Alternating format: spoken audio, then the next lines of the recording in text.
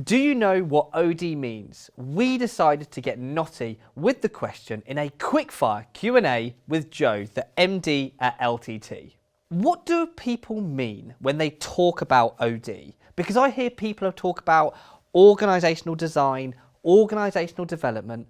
What is the difference? Great question, Craig. When people mention OD, they might be referring to organisational design or organisational development, which are related but distinct concepts. Organisational design focuses on the structure of an organisation, ensuring the right people are in the right roles doing the right things. It's about creating an effective organisational architecture. On the other hand, organisational development is more about the processes and culture that help an organisation grow and adapt. It's about improving an organisation's capacity to handle internal and external changes. Essentially, design is about the what and whereas, development is about the how and why. Isn't organisational development just L&D? That's a common misconception, Craig. While learning and development, L&D, is a crucial part of organisational development, OD encompasses much more. L&D focuses on the training and enhancing the skills of employees. OD, however, is broader. It includes L&D, but also looks at organisational culture, processes and structures to ensure overall growth and effectiveness. Think of OD as a holistic approach to improving organisational health, while L&D is a key component within that larger strategy. So, we've spoken about what OD is and how it differs from L&D. Why is it important and why should it be part of your HR strategy? Great point, Craig. OD is crucial because it helps organisations remain agile and competitive. By focusing on continuous improvement and aligning the structure and culture with strategic goals, organisations can better adapt to changes and challenges. Integrating OD into your HR strategy ensures that you're not just filling positions, but building a workforce that's aligned with your long-term objectives. It promotes a proactive rather than reactive approach to leading to sustainable growth and success. Can you give me some examples of clients that are really nailing this at the moment? Absolutely.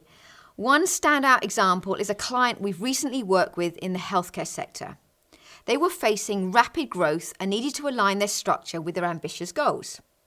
By implementing a customer-led model and focusing on critical capabilities, they successfully streamlined operations and improved efficiency. Another example is a tech company that adopted a matrix structure to enhance collaboration and innovation.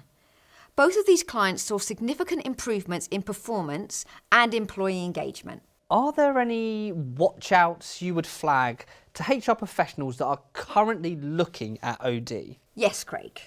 One major watch-out is trying to implement changes without a clear understanding of the current state and desired outcomes. It's essential to have a well-defined why behind the change. Another common pitfall is neglecting the cultural aspects. Even the best designed structures can fail if they don't align with organisational culture. Lastly, ensure that communication is clear and consistent throughout the process to avoid confusion and resistance. What are the likely outputs that you are likely to see? When done right, OD can lead to a variety of positive outcomes.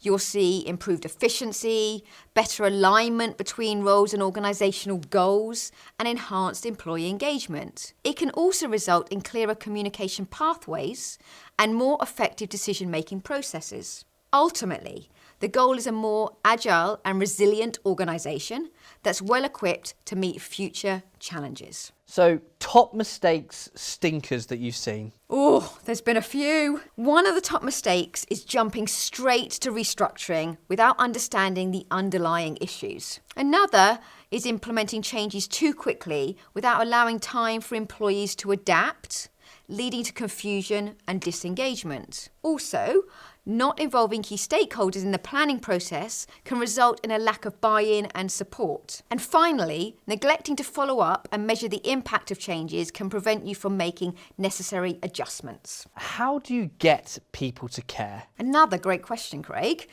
To get people to care, You need to communicate the why behind the change. Show them how the changes will benefit them and the organisation. Involve employees in the process to give them a sense of ownership and control. Providing continuous support and recognising their efforts can also go a long way. Essentially, it's about creating a shared vision and fostering a culture of trust and collaboration. This reveals so much about what it takes to make OD work.